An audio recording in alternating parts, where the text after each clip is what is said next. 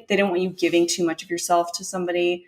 And we actually did an exercise when I was a freshman, and they had us cut out a paper heart, and they were like, okay, so take this heart and you rip out a piece for each time you've given your heart to somebody that's not God. And so I was just like, oh, okay, so I've had a crush on this person for a couple of years. I like this like celebrity or whatever. And they're like, okay, so hold up this heart. This is what you have left to give to your husband. Oh, no.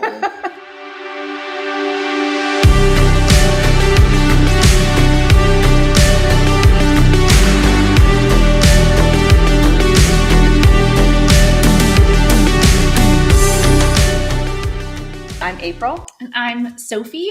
Today we're going to go a bit deeper than usual. So we all know that the culture someone grows up in really affects their life and just what they do in life and how they view things.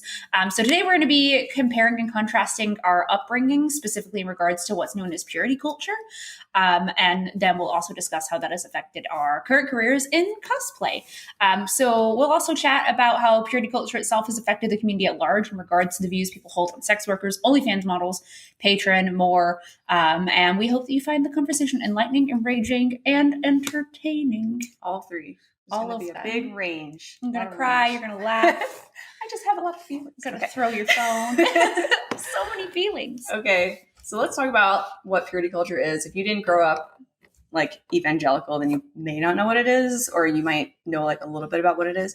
But purity culture, the term, it's often used for the evangelical movement that attempts to promote a biblical view of purity by discouraging dating, promoting virginity before marriage, often through use of tools like purity pledges, purity rings, purity balls, like father-daughter things. And yeah, it became popular among in like the 90s or whatever with the True Love Waits program, and then the book by Joshua Harris called I Kissed Dating Goodbye like really sent it over the edge, because that promoted abstinence and courting instead of dating, which courting was, I mean, I guess maybe people have different definitions of courting, but it would be like you only see the person like when you're with your parents. Yeah, that's what I think of when I think like of you go play a game at your parents' house, like in those old like 1920s movies, yeah, 1930s movies. They're courting so they can be in the yard. Yeah, you gotta be within eyesight of your parents, so you're not doing anything. See, we're gonna get into this, but I was gonna say, like, the word purity culture, I didn't know that term was a thing until pretty recently. I just knew that, like, growing up, I would see things like we were just talking about, like the balls, the father-daughter things, and they were on TV, so that wasn't real to me. And then I met you. Then you met me, and I'm like, no, it's real. No, I know it's real. It is real. Which is wild. Yeah. So yeah, I'm gonna, I guess, go into my experience with it, because I grew up in an evangelical Christian home. It's like since I was born. My dad was Catholic, and then my mom was a Baptist or whatever, and then they got married, and my dad switched over to Baptists, and those two are different things. Like Christians will get real heated about like debating Catholicism versus Protestantism, I guess. I find all of that wildly confusing. Yeah, there's a lot of differences when you really get down to it. But yeah, so they raised me in a Baptist church, and then I started homeschooling when I was in 4th grade, because I don't remember the reason. I guess maybe they got the idea from somebody in the church or like at a forum or something. I'm not sure. But and I didn't have a very good 3rd grade. Like my teacher, I didn't really get on with, so.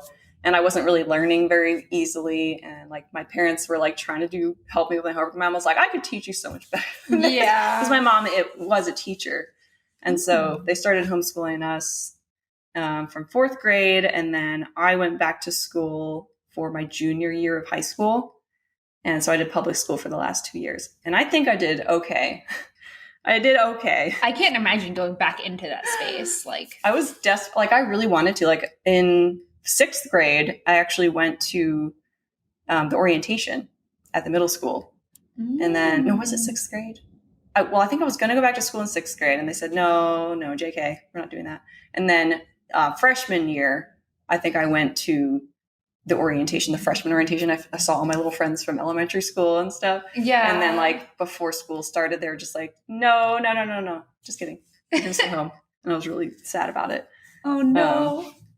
But yeah, so that was multiple years. And then let me see.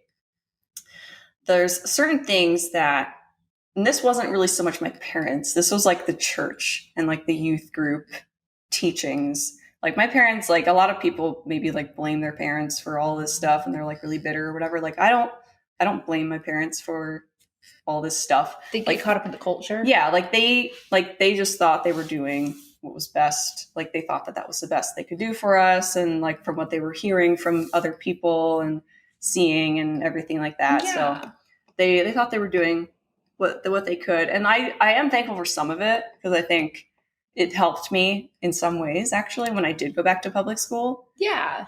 So yeah, I'm not trying to be like, my parents ruined my life or whatever, because that's not true. I think it's important that we like, because there is an element of religion to this, like we're not, no matter what we say, we mean no disrespect to anybody who's listening on what you think. This is just real conversations about real things. It's not about the religion itself. It's about this facet of the culture. It's more about the culture surrounding the religion rather than Christianity itself.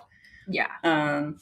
So some of the things that we were taught, there was a big emphasis on modesty, and kind of like hiding your body was kind of a thing. Like, let me try to. How young were you taught that? Well, I started, I don't know how like personal we want to get, but I, from the moment I started wearing bras, probably when I was, how old was I? 9, I think, when I got my first bra. Yeah. But so my mom put me in a sports bra because I was so young. I think she just wanted to, flatten it out. But for some reason, I got it into my head that I should always want to flatten them out. And I wore sports bras until I was 15, I think. And then my mom was like, all right, we're getting you a regular bra because you need a regular bra. Yeah. So was that part of the culture to kind of like, well, you were taught, I guess, that if you had boobs, then you needed to hide them because the men and the boys were going to be looking at them, and you'll get them in a tizzy. Yeah, you'll get them in a tizzy, and it's all your fault. Oh my gosh. But yeah, they wanted you to dress modestly. Like I was a teenager, so obviously I wanted to dress cute and stuff. Yeah. And what was in style in the early 2000s were low-rise jeans and like crop tops. So it was kind of like a fight to, I don't know, try and wear what I want versus what my parents wanted me to wear. Yeah. But there were extra rules for girls, I think, because the guys, like, they didn't. I don't know. I don't really know because I'm not a guy. So the girls definitely had more of an emphasis on, you need to dress like a godly woman. You need to not be a distraction to the boys. Yeah. Purity culture always seems to be targeted at the women. I think that's what bothers me about it. Mm-hmm. And with it, like we'll talk about, like coming back now, like no one's telling men how to dress. No, like, I know what content to make. It's true. Anyway, sorry. No, you're good. But another thing that we would be encouraged, basically, not like directly, but we would basically be encouraged to slut shame other women.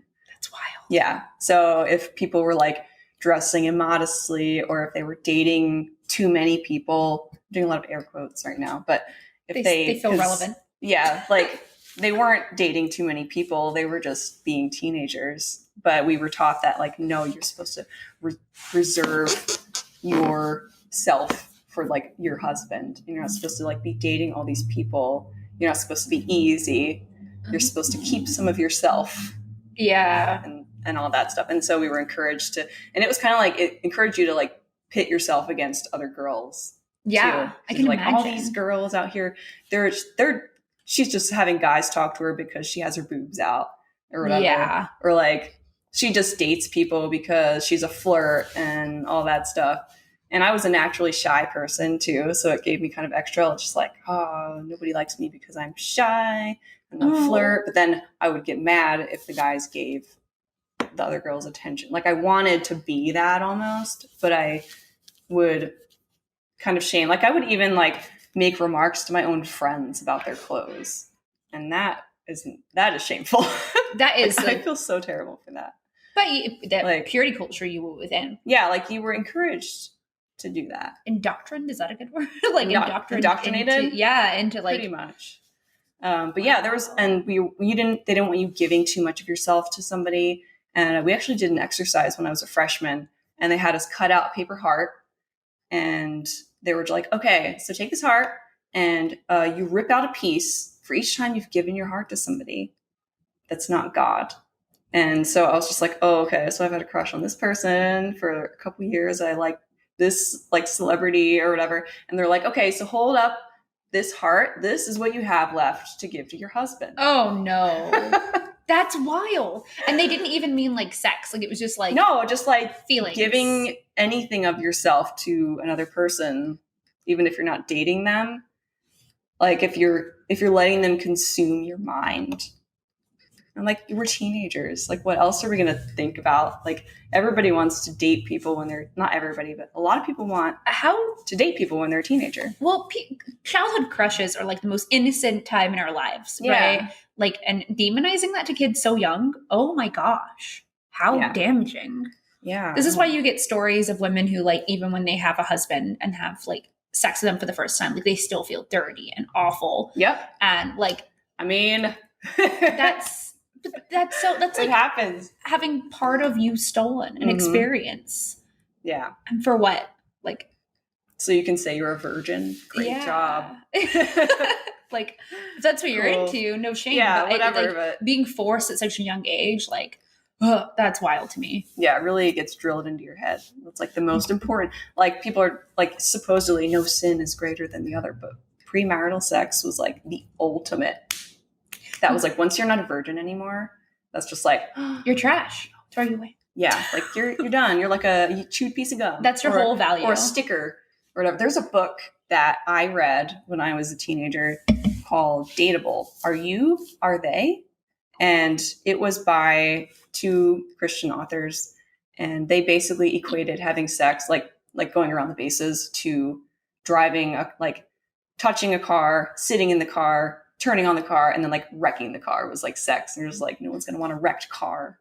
Oh my gosh. That just like, great. So many young women. Yeah. And then they also taught you that the guys, like every single piece of body part or whatever, anything that they see, they're going to start lusting after.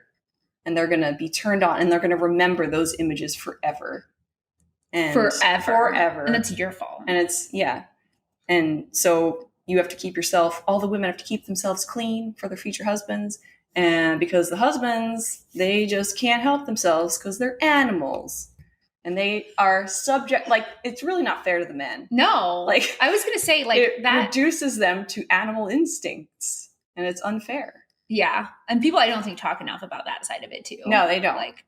No. Like it does feel like it's like giving men like a cop out. Like, you can act however you want because it's women's. But at the same time, like, I'm sure there were plenty of guys who were like, I'm not that lustful. Like, I'm not going to lose my mind over this. And it's like, and then it gives them like this thing where if they do see a pretty girl, they're just like, oh, wait, okay, so I can't look at this. I can't lust, and I'm just not going to lust. And then they just keep thinking about it. Like, puts it in their brain. Yeah. Like, they can't just be like, wow, that's a pretty girl. Yeah. Or whatever. Like and then the girls assume that every time the guy thinks a girl's pretty, that he wants to have sex with her and wants to leave the other girl or whatever. It's a mess. And you deal with those insecurities anyway, I feel like, as a teenager, because I didn't grow up any of that, but you definitely have that, like, my boyfriend looked at her. Oh, yeah. But, like, I just can't imagine putting so much pressure on kids. Yeah. Like, young girls and young boys. Like, also, when you, I feel like that allows the guys, like, the mothers and the fathers of the sons, like, they don't have to do as much work with those. Like, oh, they're just boys being boys. Right. That girl, you should have taught your daughter better. Exactly. And that seems like a cop out to me. I think so too. Well, it goes back to like he's teasing you. That means he likes you. Like, the guys can act however they want. Yeah. No, stop pulling my hair. Yeah. Geez. But yeah, it gave, along with all that stuff, I feel like it gave also a sense of pride to the girls who did dress modestly and not date anybody. Yeah. because it'd be like, well, I'm not a slut. I don't sleep around. I don't like just go on dates with anybody or whatever.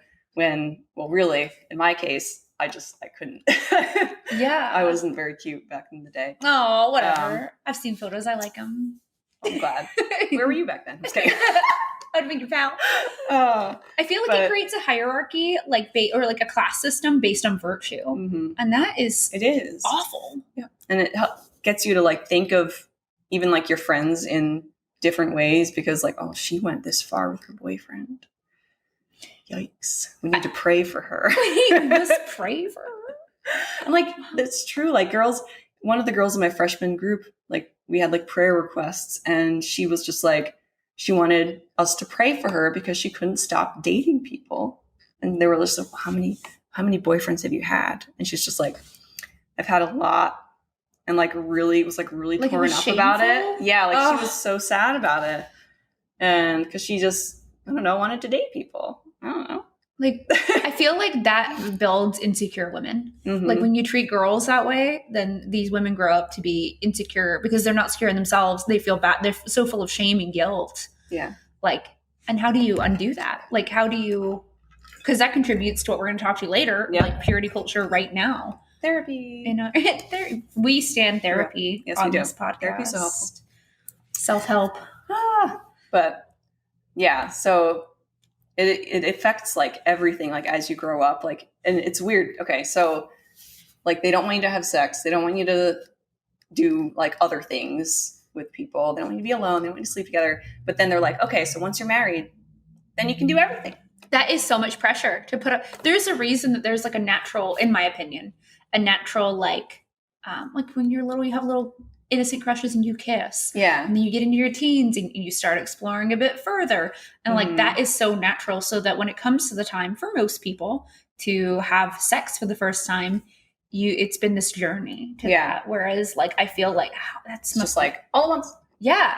Or whatever. But then, and also like if you do date somebody and you do things, then you feel an immense guilt afterwards. That's so awful. Yeah. Like I've had times where like we would go too far and then we would read the Bible afterwards. And did that make you feel absolved? Like, did that kind of, we're just like, okay, we're not going to do that anymore. It's fine, whatever. But then the next time, like, you just do it again. We read the Bible. Yeah. We'd have to like find verses about, I don't know, keeping your virtue or whatever. I don't even really remember.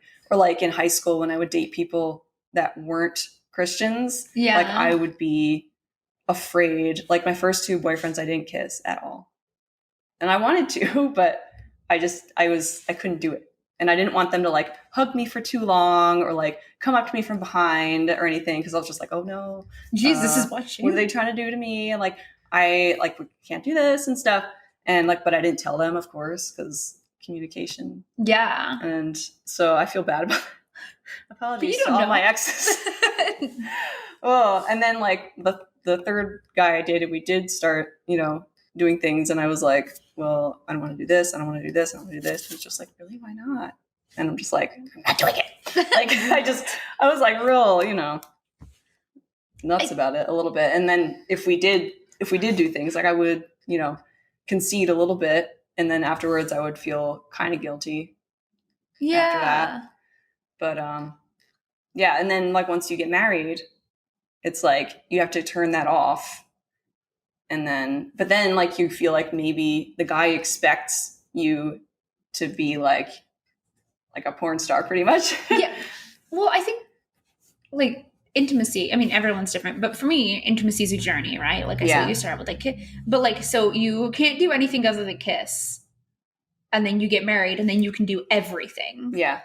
And I just feel like that is so like damaging. Yeah. And I think it definitely can be. Like some people, maybe that works out for. And that's great if that works out for you. Lucky you. But I think that it's also the way you're taught it, because I think there's a way to teach people to like protect themselves and make good choices. And maybe the good choice for them is to save until marriage in a way that is like, this is your choice that you're making. Right. You are like, my parents taught me like I am in control of my body. How as long as I'm comfortable with it, like I reserve the right to say no to anything, and if I'm comfortable to move forward with things, you know what I mean? And I just feel like there's a healthy medium you can reach. I think there is too. I was going to ask you like what your upbringing was like in that area. My mom was very like, so our family isn't like religious. We have all different religions within our family, but like me and my parents, like my dad was raised Jehovah's Witness. My mom went to a convent, but like they didn't really inject religion into my, they taught me very young that like, you get to decide that journey, right? So none of that was ever attached to like sex or like virtue or anything. But my mom started having sex talks with me really open, pretty young. I think I was probably like 8 or 9 when she was like, I bet you're starting to see and think about things. And so we need to, and I just remember being mortified, like, oh my God. And immediately my mom, what she taught me was like, what I said, like for when I was that age, obviously she was like, you are nowhere near old enough. So don't even be, but when you start hitting puberty and you start having these feelings, like it's healthy and normal, just, you know, protect yourself, make good decisions. And as I got older, the conversations like escalated a little bit more, but we just always had a really open, like, so I always felt very like, I've always felt very in control of all of that. Now, my dad didn't really like me wearing like those. Like, I remember really wanting those shirts that said like "hottie" on them with the fire and the angel and devil. 2000. Yes, and my dad was like, "Absolutely not! I hate this." When I was like, 11 or 12.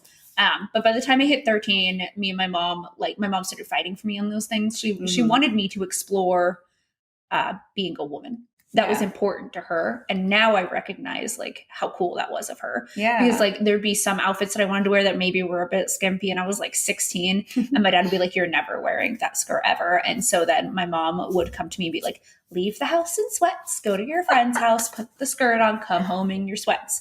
And because she did stuff like that for me, like I never had this, like, I just always felt in control of all of it. But I had a lot of friends who, it's just, everyone around me was so different because there were people around me who, I don't know if they grew up within a purity culture thing, but they thought that like the way my mom was doing it was so wrong. Like it was just awful to them. And they had friends on like the other extreme. I feel like I always sat right in the middle. Like my family just openly I never forget when I started my period, we were in Branson, Missouri. When we came home, the next day, my grandpa was sitting at the table doing a puzzle and I was sitting with him and he looked at me and I started my period at like 11, I think 10 or 11 or 10. And he looked at me and he was like, "Start your period." And I was like, "Grandpa." And he was like, "Don't mess around with boys because now you get pregnant. Do you hear me?" And I just remember being like, oh, but my whole family was very like, never vulgar because my dad still to this day doesn't like to talk about sex.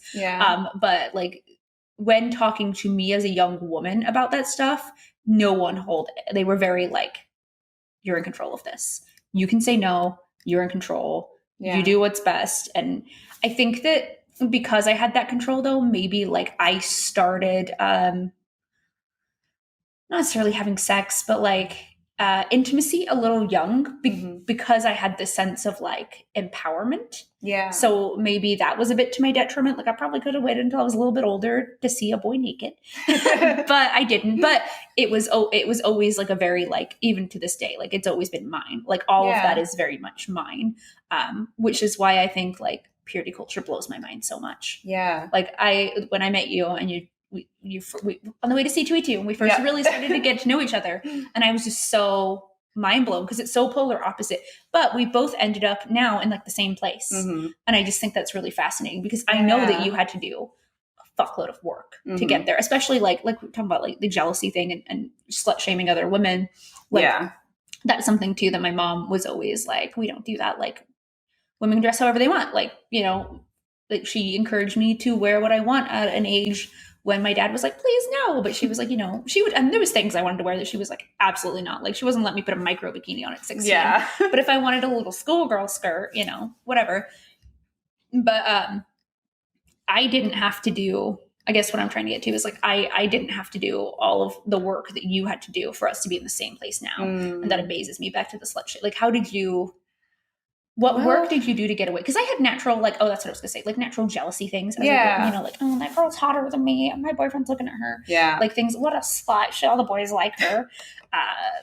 But it wasn't ingrained into me in the same way. Oh, like, I grew out of it. My jealousy was awful. Like, I just remember, like, being super, like, so for those of you who don't know, my now husband, we've been married for almost 12 years. Well, this fall, it'll be 12 years. But so when we were dating, he was in a band and they would play shows at different places. Oh, we allowed to show photos of Casey's hair. It Oh my was gosh. fantastic. It was like the swoop. That's what reeled me in. Yeah. That emo swoop. We both married emo boys. But so yeah, they were playing a show, and there was a band there that had 2 girls in it, and I wanted to be a cool girl in a band so badly. I read my life journal recently, and it's the worst. It's awful. I'm just like, I want to be in a band so bad. I don't know, all that stuff. And then so seeing those girls get to do that, and then seeing all Casey and all the guys in the band say, wow, they're really cool, they're really nice, just like that just like boiled me over. I was so upset. No. I remember crying about it because I didn't want him to think any other girls were pretty besides me. Like I was the only one. Like if he thought other girls were pretty, then that means he wants to go talk to them and he's going to leave me or whatever. Yeah. Especially because one of the people I dated, there was a rumor that he had, cheated on me or whatever. And so it was just like all this stuff was just like reaffirming my fears about that stuff. I don't know whether it was true or not. It's still whatever. We're in high school. Who cares? Whatever. But we'll find you. Oh my goodness. But that was like, and I don't think Casey understood like what it was so upsetting, and I didn't communicate it very well either. Mm-hmm. Like all I said was, you can't, like, I don't want you to think other girls are prettier than me or whatever. Like I don't know. It was just a whole thing. Yeah. And it was like that whenever, like, I didn't want him thinking even like celebrities were pretty. Like I would get so sad and be like, I'll never be as pretty as Hillary Duff. Oh, I also had we fucking Hillary Duff. Yeah. Like I'm okay with it now. Like, okay, she's up there. It's fine. Whatever. Yeah. That's okay. Just kidding. But yeah, it was a really big struggle for a long time. And I feel like once we got married, I felt a little better. Yeah. Probably because I was just like, I got him in now. Not as big of a chance that he'll leave me. A little smaller. So, but I don't know, that comes with a whole other set of things, like being a good wife and stuff. Like, yeah, and that's all part of purity culture. Yeah, like there's like certain roles, and if you don't do those roles, then like they're just like, what are we doing? Man. But I think honestly, what really helped me is doing cosplay. Yeah, honestly, and because even when I first started cosplay, I was just like, oh my gosh, I'm never doing like this bikini cosplay stuff. I'm never doing that. Harlots. Yeah. On the internet. So, and at first I was kind of like, I don't know. I don't know about chicks doing all this stuff and showing off their bodies or whatever. This was like 2013. So it's weird how long that lasted. Yeah. But as I went along and as I met people and made friends who did those types of costumes and who did lingerie shoots, and realized that not all women are out to steal your man. Yeah. Now looking back, I'm just like, oh my gosh, how could you think?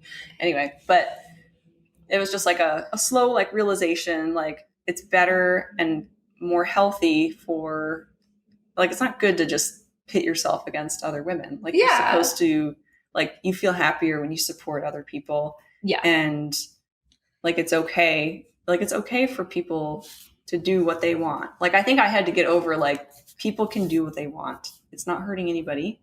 Yeah. And I can do what I want if it's not hurting anybody. Like, that's like where my mindset kind of shifted to kind of more of a more centered view, I guess. But, well,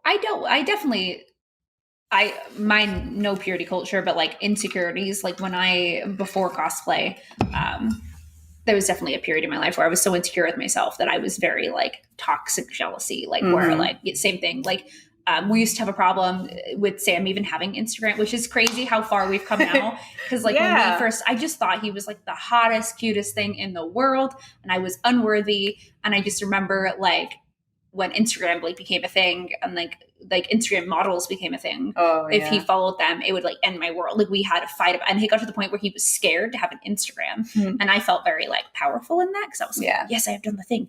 But then I was like, 21, 22. And then as I started to like mature and get more confident in myself as a woman, like I realized how like toxic that trait was. Yeah. And that like, also if somebody's going to cheat on you or leave you, they were going to do that anyway. Like there's nothing you can do. That's a good point to make.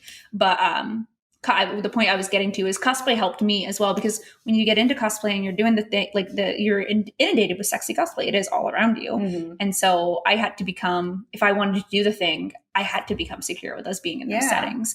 And I genuinely think that helped me grow as a person. It helped our relationship and ultimately our marriage, because it learned, like, now, like, he follows, we both follow. I've got more booties in my phone than he ever could have. Like, you know what I mean? Like, it's just not really the same. I also think I don't view it the same. Like you said, like, I'm not viewing anybody else as a threat anymore. This is my community. Like, so that's why purity culture enrages me so much. Cause I'm like, I feel like women had to do so much work to get to a place where we're all supportive of each other and genuinely, like, you know, are comfortable in this space together. And it's empowering, and it's a big thing for women, because I think women can be kind of catty with each other. Like, it's easy to make us feel insecure as a societal beauty standards. So I just think that this is important to protect, which is why I'm super against purity culture in cosplay. Yeah, I completely agree. It's a lot more fun when you can just be cool with everybody. Yeah. It makes me feel better. Like, it didn't make me feel good to be jealous. No. Like, if I got mad at Casey for following like a cute redhead or something, I would get mad, and then he would get uncomfortable and unfollow, and I won, but I would still feel bad afterwards.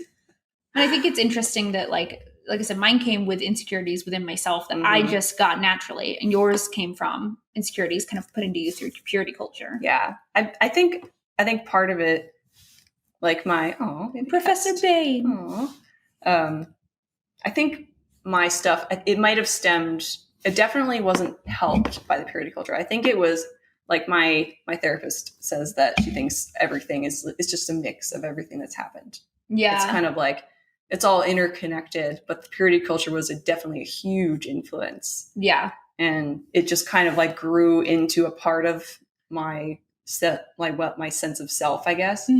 And so I just had to, and it's not completely gone. Like, I still get insecure and stuff. Like, I'll see like a really beautiful woman, and I'll see liked by Casey, and I'm just like, oh, for like a second.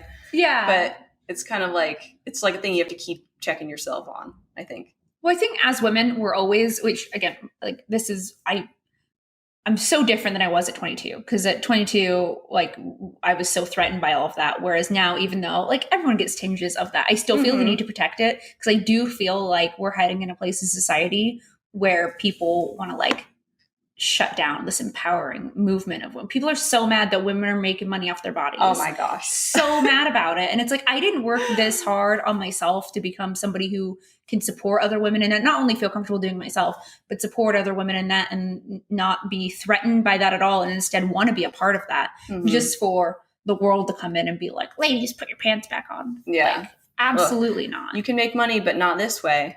Yeah. Like, it's just, it's wild. I also realized though, like, purity, like, especially the way you were raised in that, like, the goal is like, I feel like sexuality, getting into the purity culture, it is very empowering. Like, feeling good in your body and yourself. And as a woman, being able to look in the mirror and be like, I look good. Yeah. Is a powerful thing that then bleeds into the rest of our lives and makes us powerful in other spaces. And that leads me to believe that, like, purity culture is, we knew it was control, but it's like mental abuse deeper than I ever thought, because it's taking power away, not just from your sexuality, but like your whole life. And I think that's why men are so threatened by, like, not just men, but largely men. Yeah. People are so threatened by OnlyFans and that, because it's not just women making money, but it's a power thing. Yeah. Like, it gives it, to be comfortable doing boudoir and the spicy stuff I do for me is empowering other parts of my life. Ooh. I hate myself. Like, it's not all about like, I hope the men think I look good. You know what I mean? Like, no, it's about me feeling good about me and being at a place in my life where I'm comfortable and enjoying doing that and making that type of content. Right. It's just like, I know I look good, and I hope, if you think so too, that's great. But, first and foremost, it matters if I think I look good. Yeah. And then you take that confidence into the other areas of your life. And I think that's why women have been, I just think that it genuinely is like a control thing. Yeah, I think so too. Like, they don't want, it's like they want you to go a little bit, but like not too much. Yeah. Not like this.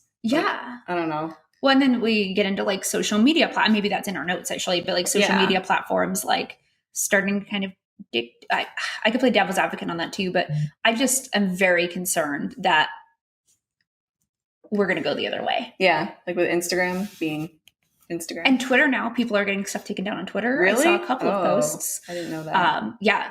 What is the So yeah, I guess we're getting into like the talking about how purity culture is still kind of prevalent today. Yes. Even though like the true love waits thing, like I'm not really in the church anymore, so I don't really know if they still do that. But I know Joshua Harris, the author of I Kissed Dating Goodbye, he left Christianity, actually. Huh.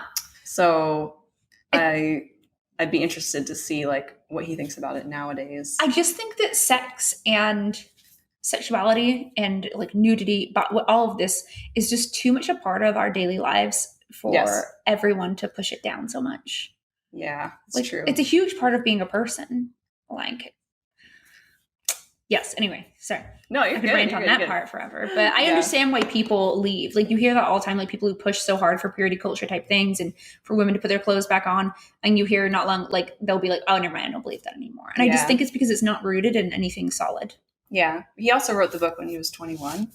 So it's kind of like he was fresh, fresh out of the thing. And he had only dated, I think, one person or whatever. And he wrote a book about it. He wrote a whole book about it. I'm just like, dude. I don't want to hear a book from anybody without the experience. I know. Oh, my word. But, yeah. So do you think that purity culture, like the whole essence of it is...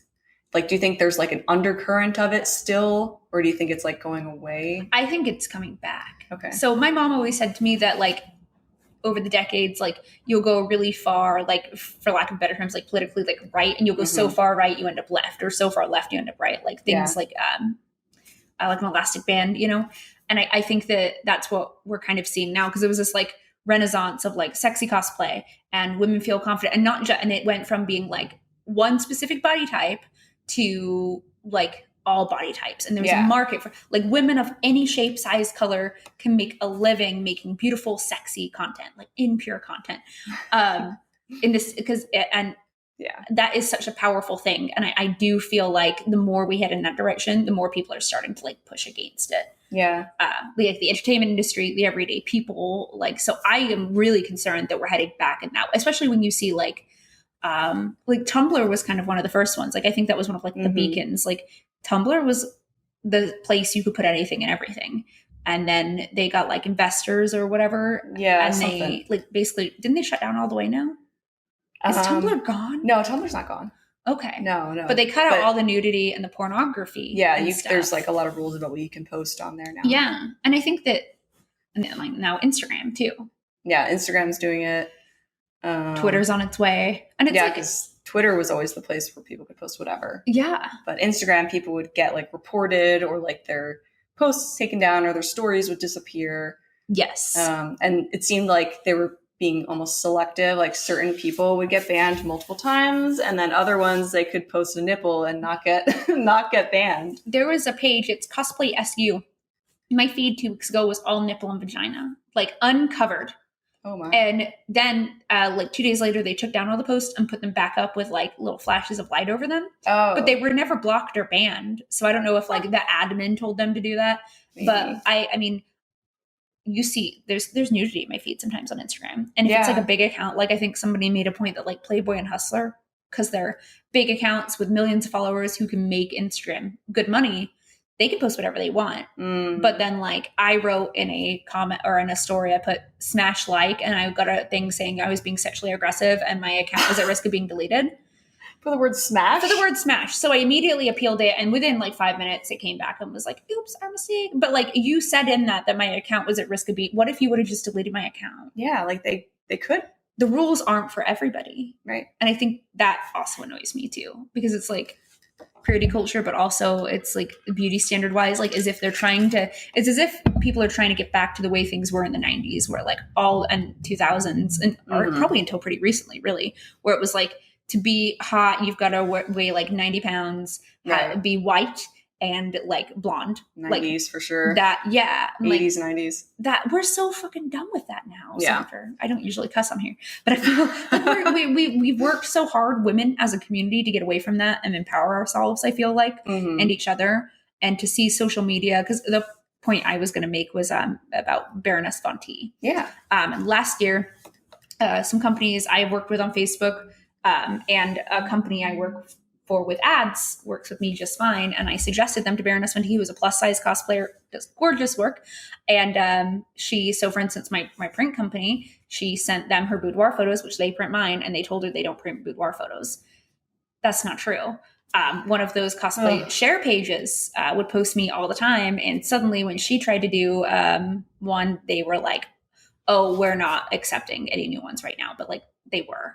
Because I immediately went after and did it. It was just because she wasn't what they were looking for. Yeah. And I think that maybe companies to some extent have a right to, I don't know. It's such a great, this is where it gets tough. What do you think about? Well, even like that kind of reminds me of like when I was younger, because all the girls that started wearing bras early and had boobs, they wanted you to cover up or whatever. Like the camp that I went to, they had rules where if you wore bras, you could not wear spaghetti strap shirts. But if you were flat, then you could wear spaghetti strap shirts. And then like my husband went to a real off the deep end school, and like they would have the girls like stand in front of the principal, and then the principal would see if she could see their figure through their gowns for the banquet. Oh my gosh. Yeah. And and one of the girls like had bigger boobs, and like she just started wearing like really giant sweaters and stuff. Cause like you feel like ashamed of having a body. So you cover it up. I kind of had something actually like that happened to me in high school. So I always naturally have like hips and boobs, and my best friend Kiara in school, one of my best friends, she was very like, very, very slender, like no curves. And one day we all wore Hollister, and we had the exact same Hollister shorts on, the exact same Ugg boots, and the exact same polos, because that was the style then. And we're standing next to each other at lunch, and one of the principals comes by and is like, Sophie, those shorts are too short, like inappropriate in my office. Like I'm in trouble. They're removing me from school, suspending me for the rest of the day.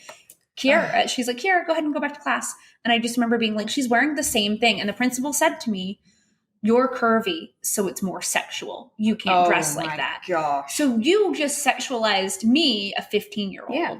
And because you have a body, or you have a certain type of body, so therefore you are more sexual. Yeah. Like if you have thicker thighs and hips, you're immediately boobs.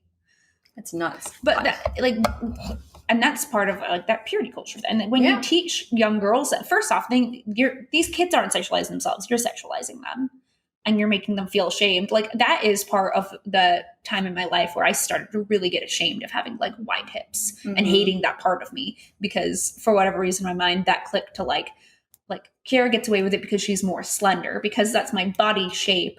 There's something wrong with me, you know, and that just made me feel bad about my hips. And to this day, as a 31-year-old woman, I still struggle with my body shape. And it goes back to instances like that have like damaged my psyche. And I have to do so much work to move past that. So when I do the sexy content and I feel good about it, like I don't want people coming for me on that. Like it took a lot of work to get here. So. Yeah. Like if I want to take sexy photos and sell them, that's my business. Like I'm married, I'm 31. Yeah. It's no one's. Oh, my favorite is when people are just like, so how does your husband feel about you doing that? Yeah. He lets you do that? That's the one. He lets your husband lets you sell pictures of yourself? Like, my husband takes most of the photos. Yeah. Like as if we didn't have a like healthy, respectful conversation about this. Yeah. As we like also know they don't. Also, they're not our bosses. Yeah. Like I choose to have discussions with Sam, and I ask him like, are you comfortable with this type of content I'm making? But I make the choice to have that conversation because there's no control. Like it's something I want to do. So we're going to talk about it because I respect you. Right. Like the thought of somebody dictating to me what I can and can't make. Yeah.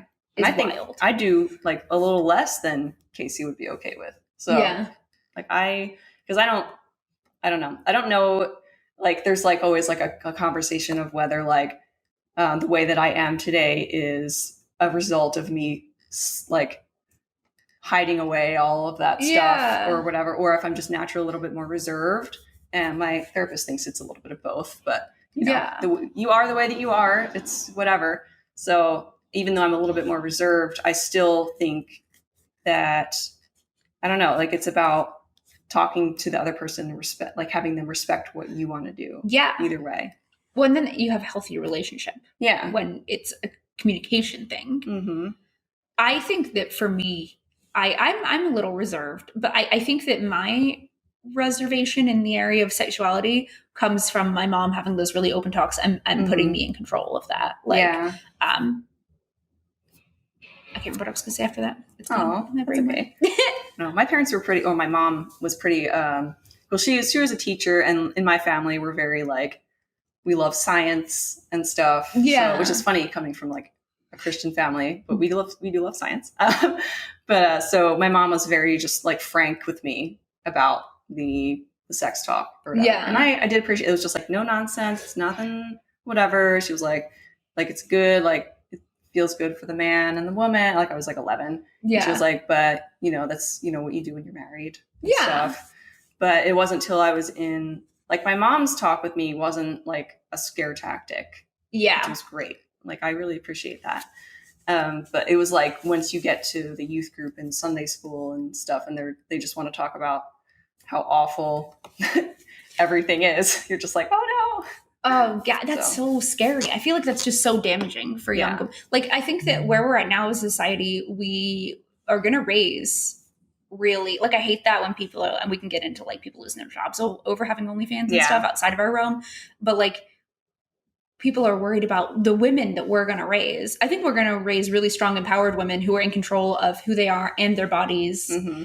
And I just don't see what the problem is if somebody wants to, not that I want like my 12-year-old daughter doing it, but a grown consenting woman, it's like prostitution. If that's something she enjoys and wants to do, who is anybody else? Why do men get to tell them? Right. Like, I just don't, I can't wrap my head around that. Yeah. And we were taught to think that prostitutes were just like the worst, because obviously they're going to steal your man too, they're going to steal your man, and they're just out there trying to get attention and stuff. I mean, really some people that do it are really struggling, and they can't like make ends meet.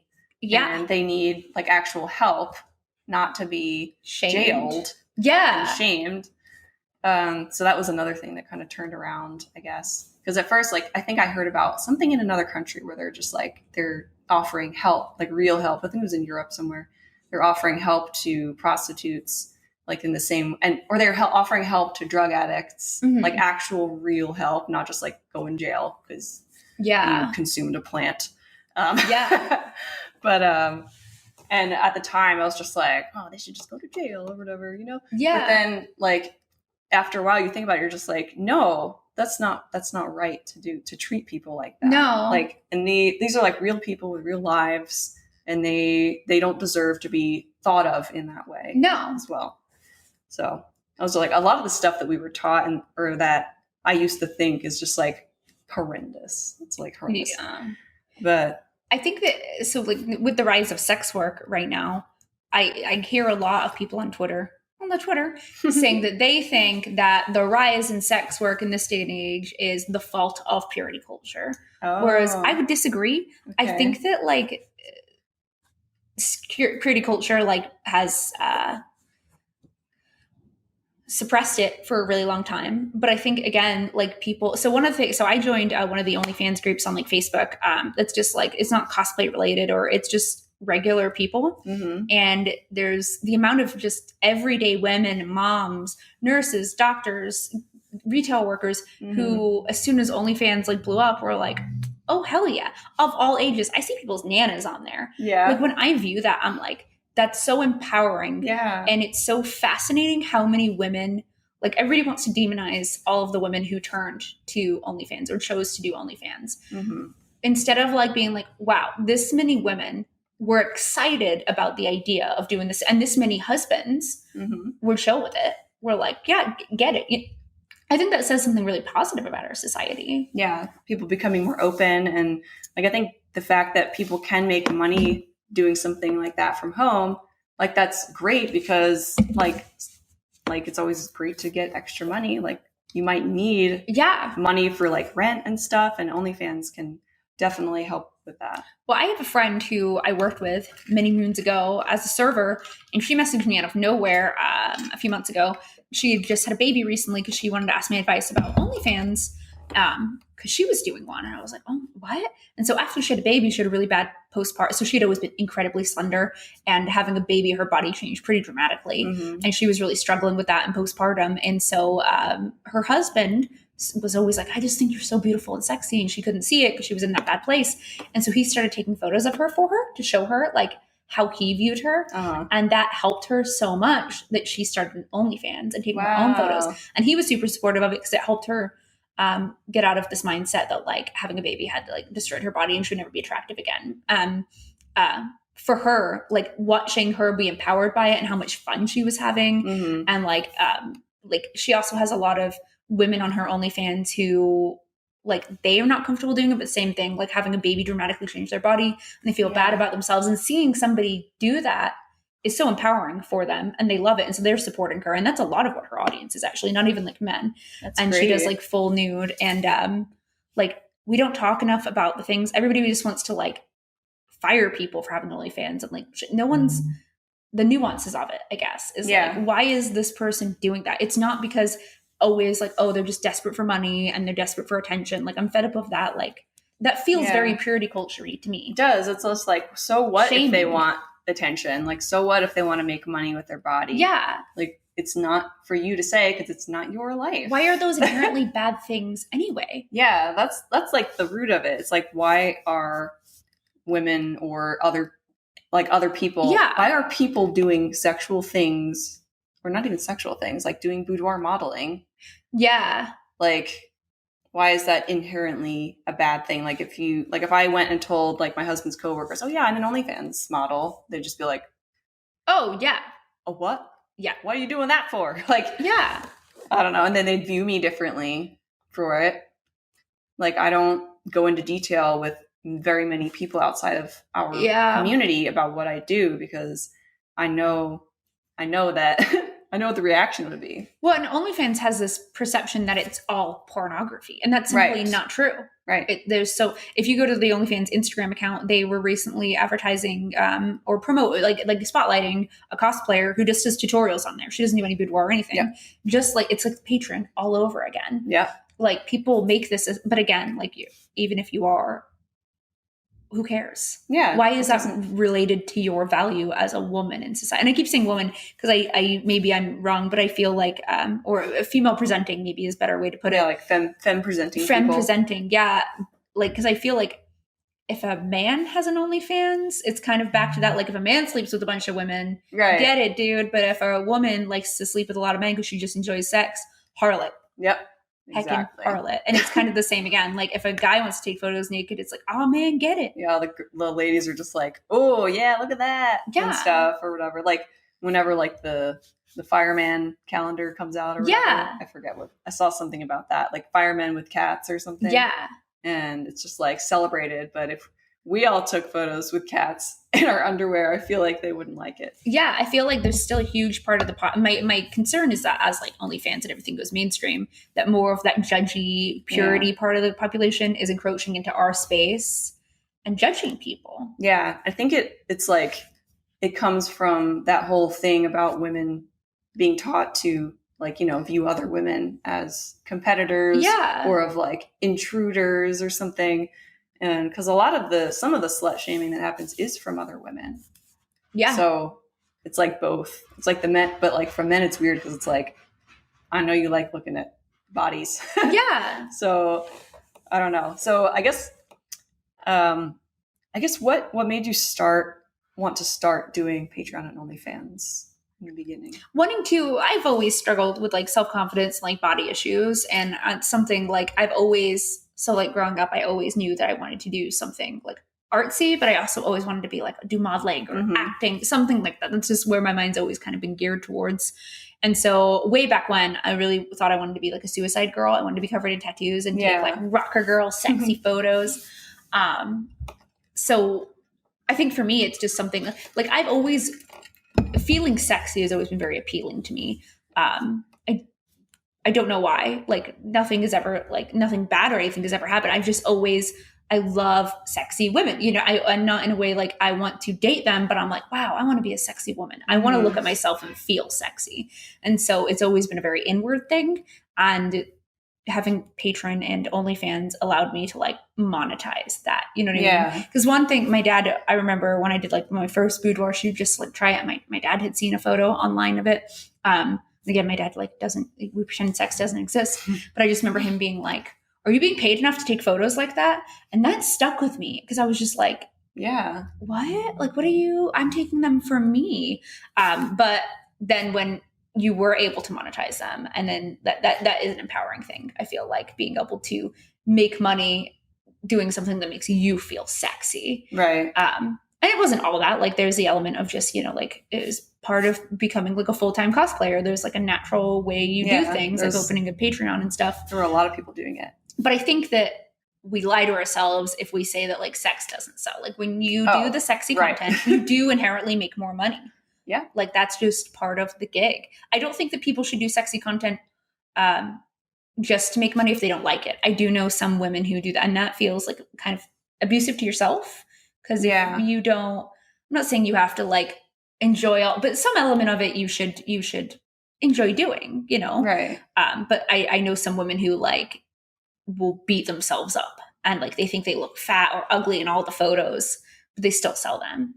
And it's like, if that feels like a weird dynamic. Yeah. Like you need to find a way to do it that makes you feel good. Yeah. Because I kind of had to do that because I don't remember exactly why I started mine. I think I saw a couple friends that were doing well on it. And just like, well, let's try it and see what happens. Yeah. Or whatever. And I don't know. So I feel like I don't enjoy being sexy as much as you do, which is great. Like I love that for you. And I really do. Yeah. And sometimes I wish I were more like that. But I think I like looking pretty. Yeah. And I like making really pretty photos. And a lot of lingerie photos I think are really pretty. So I don't know. And like, you know, the money. Like I really wanted to make more money. Yeah. I didn't want to work at a factory forever, even though I really liked my factory job. But I kind of wanted to see if I could make enough to sustain myself. Yeah. And and it took a little while to like find a groove of like doing it in a way that I felt the most comfortable and the most proud of the work that I did. Yeah. Because I think that's important too, is creating things, because you're always pressured to go farther. Yeah. And I won't. Yeah, no. Never. I will never do nude. No, don't ask. Stop asking. Stop asking. I will not. But yeah, so. And I will suggest some nude models. Yeah, we know lots of lovely, lovely people who do. Yeah. And their content's great. So. We do suggest. But stop pressuring people. Yeah. So, yeah, at once. But yeah, I don't know. I think that's about it. Like I think I'm in a good spot now. Mm-hmm. I kind of ended up separating the Patreon and OnlyFans content. Like my Patreon's only for cosplay stuff now. Cosplay and like fashion modeling. Mm-hmm. And then OnlyFans is for the fashion modeling, but also the boudoir modeling.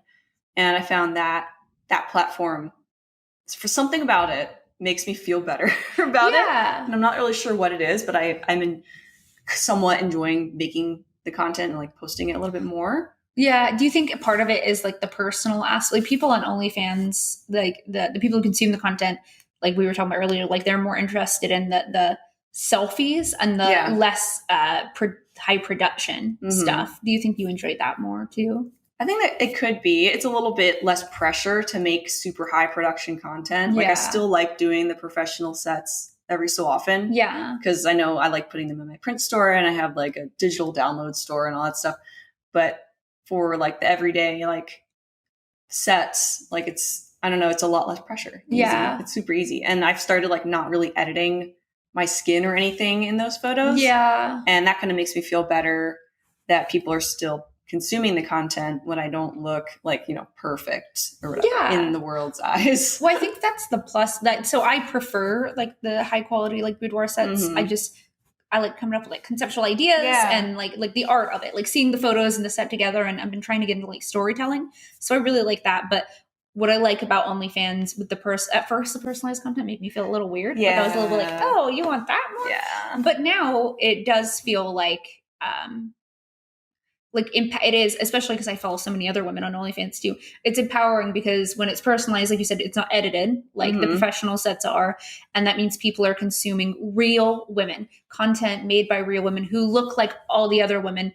And I think that who like women all look so different. Like we don't all look like the magazines or like our perfect manicured photos.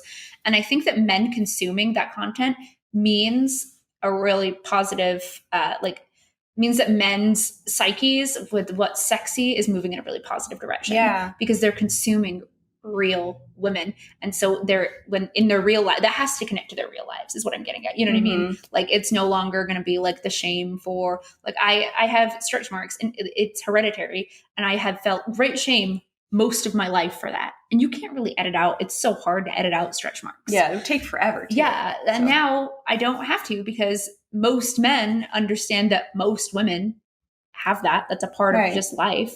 And it's not a thing anymore. It's just not it's a non-issue. Yeah. And I think that those types of things make things like OnlyFans and regular women doing OnlyFans, not only is it empowering for them, but it's great for men. It's almost like education in what real women look like. Right. And then they'll pass that along to their, I just think we're setting a good precedent. Yeah.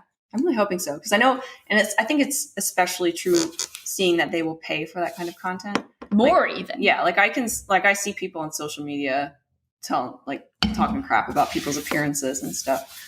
Or like being like, why do your knees look weird? Or like someone told me that my armpit looked like a vagina. What? It's a fucking armpit. Yeah, because it had a rink, because skin bends. Yeah. Like skin needs I am so insecure about those little. Yeah, me too. I'll edit them out because I don't know how to. I'll show you. I mean, unless we want to, just leave them. Do we want to be real? I leave them on OnlyFans, but the public social media is a whole other thing. But yeah, there is still the pressure there to be like. Yeah, because everybody does that. Like almost everybody does some kind of editing, and there are a lot of really highly edited model accounts out there, and they're like lovely photos, like they're really pretty and stuff. But it's just kind of, it's hard to live up to that. Yeah, well, and I realized I spent probably about the first 26 years of my whole life, like not knowing what. So I have hip dips. I didn't know that was like a normal thing women had. It's always been something that was wrong with me because no matter what my weight is, the hip dips are there. And I remember in 2016 when there was that renaissance of women talking about their hip dips and not how to fill them, but just like, I have them. And I was just like, other women have this? Same, because I have them too. I have a very high hip, like my belly button is super high up. Yeah. And my hips are super high up. But like the top of my leg is down low. So it's like it's hip bone up here and then like a little thing. And then and I never thought I was like, why do my hips look like a big square, like with like a thing in the middle? I don't know. Yeah. But then I found out that it's normal. And like, there are so many different body shapes and hips can look a large amount of ways. Always thought that hip dips meant that you were overweight. So even when I was dealing with an ED at a young age, I don't want to trigger anybody, but and I was very underweight. Like I was under 100 pounds at one point because I still had hip dips. That was what we're talking about, focusing on my hips because of what people would say to me at school about my hips. Yeah. So at 20, when I had a really bad ED and I was under 100 pounds, that is what I focused on. It didn't matter how the fact that the rest of my body was shriveled. I could see I had hip dips. So that must mean I was still fat. I had to keep losing weight to get rid of them. And it's a good job that I clicked out of that because I would have died trying to get rid of something. It's like your bones. That is normal. Yeah. It's part of your body. Yeah. But yeah. And also the jeans that we wore back then, like my low rise jeans they cut off right below my hip bones. And so I always looked like I had a muffin top. Yes. Even though I was 110 pounds or whatever, I still had that because the jeans would that's just how they fit. And I wasn't, I'm so happy about high-waisted pants nowadays because I do love them. They don't cut off in a weird spot. I'm very into these V ones. I have a lot of these leggings where they're high-waisted, but then they come low in the front. Ooh, that suits my hip dips. Nice. But I think that back to women being comfortable, and clearly women want to make sexy. Because it's not just cosplayers like me. Like I said, these OnlyFans, it's regular women of all ages who are I can sell photos of my body. Fuck yeah, I'm into it. Mm-hmm. And I just think that long term, this is so good for us. I think so seeing too. real women, because now I have seen so many of my pals naked, Right. or undressed, and I get to see their bodies in a very, very real way. And instead of comparing myself to the perfect photos we put online, I get to see myself with other real women, and I'm like, oh, all of us have bumps and uneven skin, and no one is this fallacy. Yeah. And I think that that's important. And again, men consuming that sort of even porn is much healthier than the porn they're consuming on Pornhub. Yeah, which like a lot of time is trafficked porn. Oh. Stop supporting Pornhub porn. Yeah. Support your local Support sex OnlyFans worker. instead. Yes. Local sex workers. And in that vein, have you heard all those stories about regular women being fired for having OnlyFans? So we watched a documentary called Selling Sexy or whatever, which that title, I don't know the title, but yeah, it's called like OnlyFans Selling Sexy or something like that. And there was a woman on there who was an auto mechanic, and she worked in a shop with like a bunch of mostly dudes and stuff. And someone found out about her OnlyFans, and she was fired from the job. Why? Why is it anybody's business what you're doing? Yeah. Like, to me, and maybe this isn't whatever, like, to me, firing somebody for that is almost, so just to be clear, like, obviously if you're a school teacher, like if I'm Mrs. Danae at the elementary school and then I'm going home and I'm a dominatrix tonight, I probably need a different stage name. I need to make sure that those things never interconnect. And if they do, I can understand like losing my job in a school. Like, I get that. But a lot of the stories we see about like the EMT who wasn't making enough money to pay her bills, so she made an OnlyFans in her free time. Yeah. Like, firing her, to me, that feels akin to firing somebody for their sexuality, which is illegal because that's discrimination. Yeah. So I don't know why we can't mind our own business. Like, there's mind-boggling. A wrestler was fired for having an OnlyFans, a female wrestler. Why? Like, what about wrestling do you need to protect from? It's a purity culture thing. Like, what you're doing is impure. What about the young fans or whatever? Like, it's not her responsibility. That's another thing. Like, like, parents have stopped parenting their children, and they're putting their kids in front of screens and then making us responsible for what their kids consume. Yeah, it's like the whole, I don't know, like the little Nas X thing. Yeah, yeah. Like, it's like, oh, my kids loved Old Town Road or whatever. It's like, well, it's not my responsibility to raise your kids. Yeah, obviously you didn't listen to the lyrics then. I know. Like, your idiocracy is not my. I saw. I think I told you about this, but it was on Twitter for a while where this woman had this person had a art account where they were doing like spicy artwork, like real sexy lewd artwork. Yeah, and they got a message one day from somebody who was like, listen, my friend follows you, so your stuff falls into my feed all the time, and it makes me very uncomfortable. I'm 15 and I don't like seeing your work, but I figured that's why I haven't followed you yet, but I'm considering following you. So if you can explain to me your content and why you make what you make, then maybe I'll consider following you. Like, first off, why are you on social media at 15? Yeah. Second off, like, that is clearly an 18 plus account and they had that on their thing. And third off, who is telling these children that anybody owes them an explanation for anything? There's a lot of that. Yeah. I feel like they're just like, tell me why I should follow you, or tell me why, like, why I'll block you. My content isn't for you. If you don't want to see any of my content in your feed and your friend follows me, so you have to just block me. Yeah. Please block me. Yeah, that's wild. Like, we don't raise people. Yeah, no. So I don't feel like people should lose their jobs because they also like to take spicy photos. Right. Like, I just don't think it's a worker's or an employer's business what the worker is doing in the evening. Because again, I genuinely do feel like the more we do this, the more people who lose their jobs, we have to have the discussion of how is that any different than firing somebody for their sexuality? Yeah, because it's like, it's what you do in your free time. Yeah, it's not your business. Like, would you fire me for like painting in my free time? Yeah. Or whatever? I don't know. I mean, painting sexy things, maybe. Maybe. I bet there are. Well, probably. It's like Ameritrust Credit Union here in town is very conservative bank. And I got employed with them. This is years ago, 9 years ago now. And I was so excited to get a bank job. And then I took a drug test and I failed for nicotine. And they took my job from me because I smoked nicotine that was against their company values. Oh my and gosh. that just blew my mind because it's, I mean, I guess that's their right, but like I wouldn't have smoked on premises. Right. I wouldn't have been behind the teller line like smoking cigarettes. I don't smoke anymore, but at the time, and the fact that they were allowed to do that blew my absolute mind because I had already done all the new hire paperwork, everything. So like I had quit my other job already and I had to go back and get my other job back really fast over cigarettes that I do in my free time. That is insane. Well, and like, oh, sorry. Oh no, I was going to say like the whole drug test thing can be a whole other discussion as well. Yeah. Like certain substances stay in your system like months and you could not consume something for like 3 months and it would still show up on a test. Yeah. If they do certain types of tests. Yeah. Well, I didn't even know you could test for nicotine. No, I didn't know either. I didn't know that was a thing. Yeah.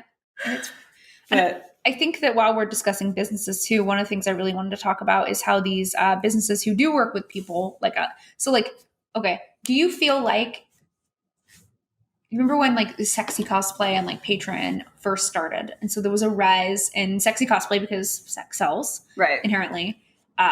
Did you feel like there was a huge part of the community that judged you for that? Well, the cosplay community.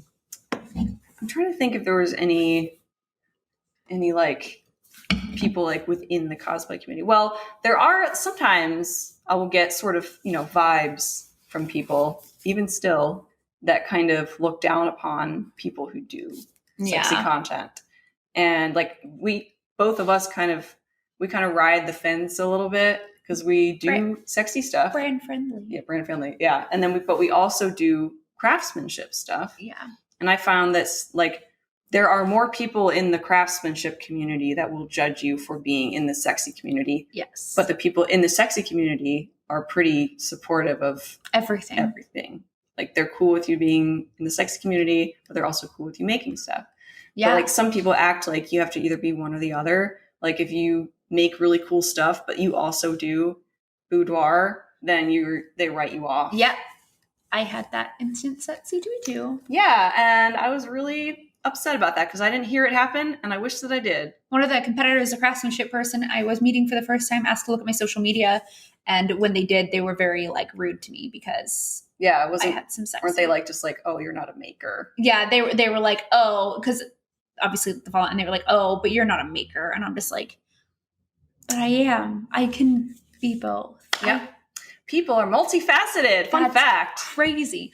And that goes into, brands, like I think what annoys, so like there's this push to be like brand friendly, and I get it. I feel a lot of pressure, a lot of my anxiety, but there's so much anxiety about being a content creator and putting your stuff out online. But a lot of my anxiety comes from riding that fence. Like someone has always got an opinion, and I think I'm working on getting myself to a place where I don't think about those things anymore because I used to not, and then I started again, and I need to not again because some brands are just not going to work with you. Like that's just the way it is.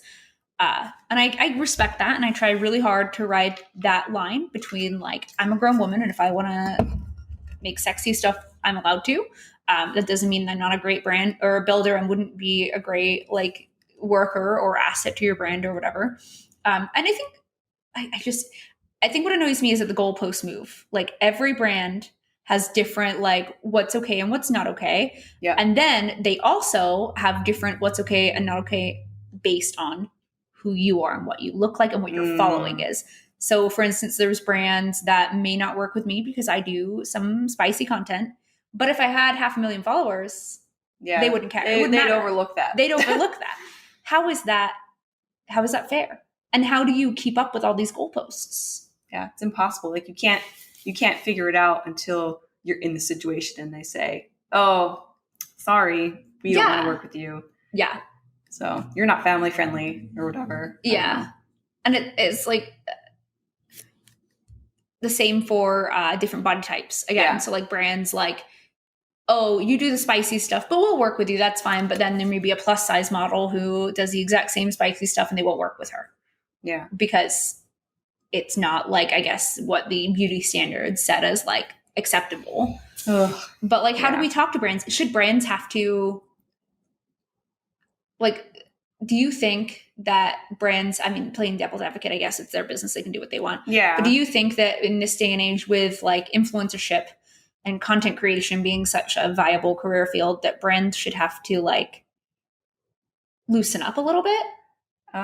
So I don't know if I want to have like rules about that stuff. Yeah. I think they should be more open to loosening up. Yeah. I don't think that you can force a company. Like, I don't think like it's hard because like, I don't know if you should be able to force companies to do this or that, but it would be nice if they did.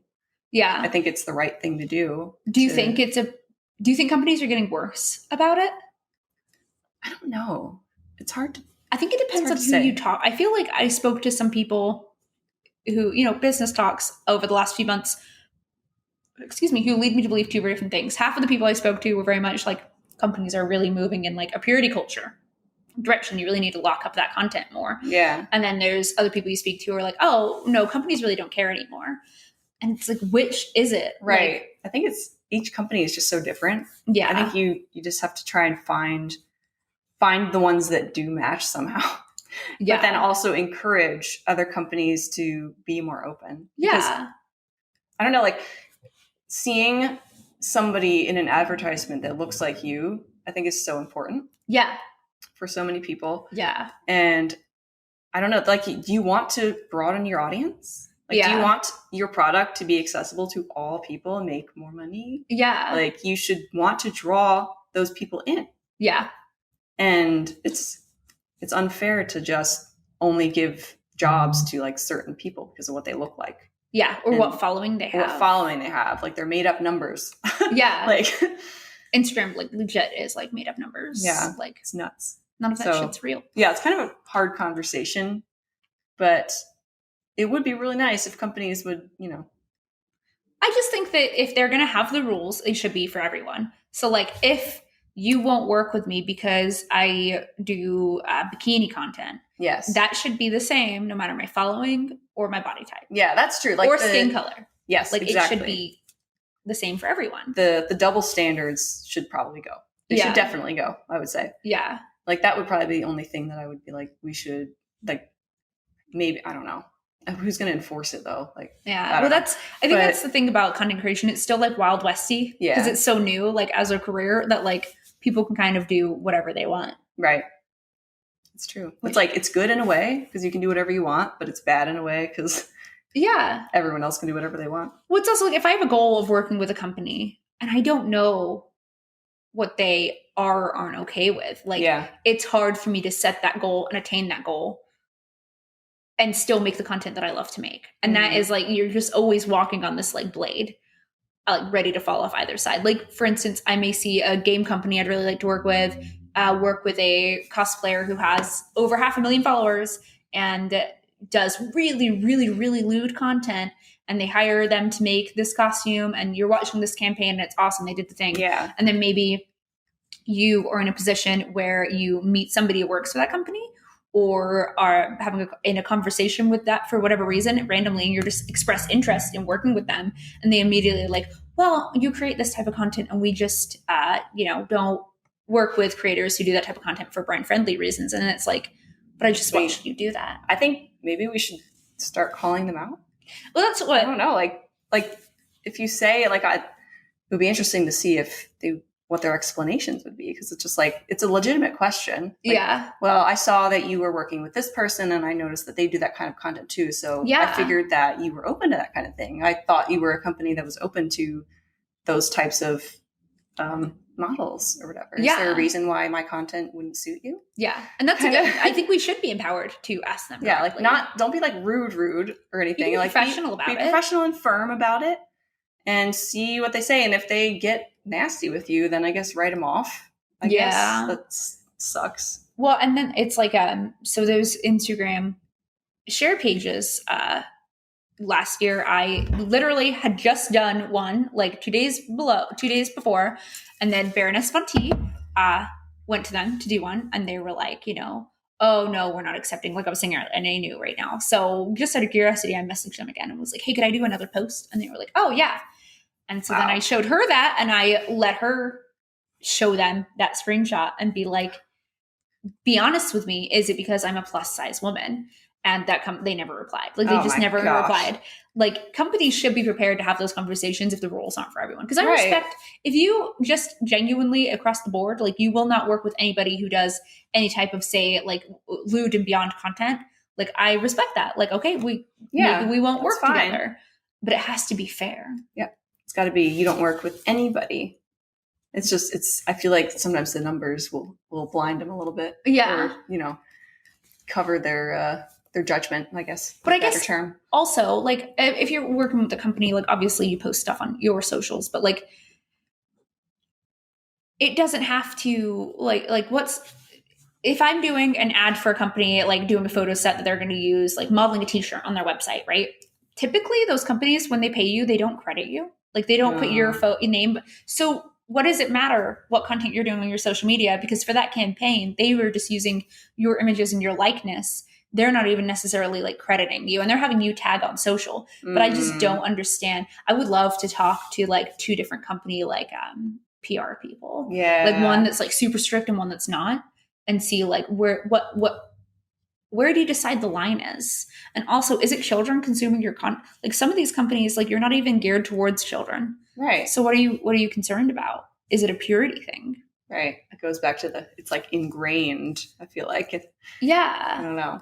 Well, like, I was reading some stuff about how purity culture started, and one website was kind of suggesting that maybe it's like the people that grew up during the sexual revolution of like 60s and 70s or whatever. Oh. They grew up, had kids, and their kids became teenagers in the 90s.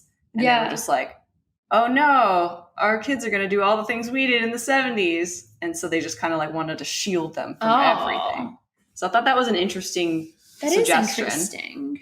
But because the 90s is when it started, like the whole true love waits thing. Or I'd never heard of that before. Yeah. There's like a whole like set of like lingo and stuff that's used in that culture. It's interesting. I just don't think that what's happening right now is like, people, like, all of, like, people say that this renaissance of sex work and women doing empowering sexy content, like I said before, is either a result of purity culture or a result of not enough like organized religion.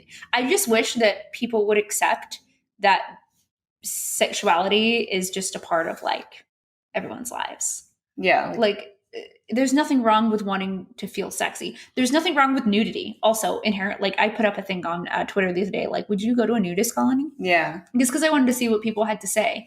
And it was overwhelming how many people were like, yes, or if I was more body confident, yes. Most of the people who said no, it wasn't like a, that's impure thing. It was like a, oh, I don't feel good about me, so I wouldn't be comfortable doing that. But if I was, And clearly, like, as a society, we want to be more comfortable with these things. Right. America, in particular, is so... I know that Europe is very open. I remember growing up, and this has probably played into how my parents raised me, is I remember being little and sitting in Wales and like watching TV, and it's like midday, and the Girls Gone Wild commercial comes on, and nothing's blurred. It's just boobies everywhere. It's because it's just boobs. Just boobs. Like lumps of fat. Yeah, like the people who are going to sexualize them are going to, but most people, especially children, you're not. Right. Like, you don't see that, and I don't know. Until your parents like I'm not saying your kids that see porn by any means. But what I'm just saying is that like it's so, nudity is so like normalized in a lot of these cultures in a way that here in America, like that just, I always thought it was strictly a religious thing, but maybe it is. Maybe purity. Do you think purity culture exists outside of religion? I think it does. There was one thing I wanted to, because it's interesting. It's kind of like they can't separate nudity from sex. Yeah. Like, you can be attracted to boobs, but also see someone without a shirt on and not like get all in a tizzy about it. Yeah. Well, not all nudity is meant to be porn. Like, right. Exactly. Like art with nudity in it, and like, I don't know, anything. Like, I think I think that sort of mindset, I'm trying to think of how I want to say it. It kind of creates more of a buzz around nudity. Yeah. I don't know what I'm trying to say. Like, if they saw nudity all the time, it's like, whatever, then like they wouldn't like, get a boner every time they went to the beach or Yeah. whatever, Yeah. you have to like separate it. It's kind of like the whole thing with like, oh, my boyfriend's looking at a girl, he's going to leave me. Yeah. Like, it's like the separation. Like, you can look at I don't know, this is a dumb comparison, but like looking at a car, I mean, like, that's a nice looking car. You don't want to drive it. But yeah, you're not going to like steal the car. Yeah. You can appreciate, like, I can appreciate attractive men and women. Yeah. But I'm not appreciating them. I'm not attracted to them in the same way I'm attracted to my husband. Right. Like, it's not.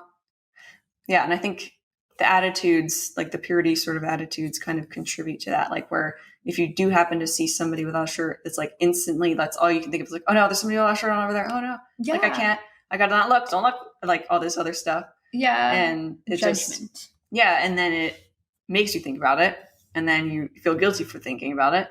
And it's just like a big cycle. It's a mess. Yeah. Instead of just being like, oh, there's somebody without a shirt on. Yeah. Like, and, like I was actually one of the ones that said I would not join a nudist colony.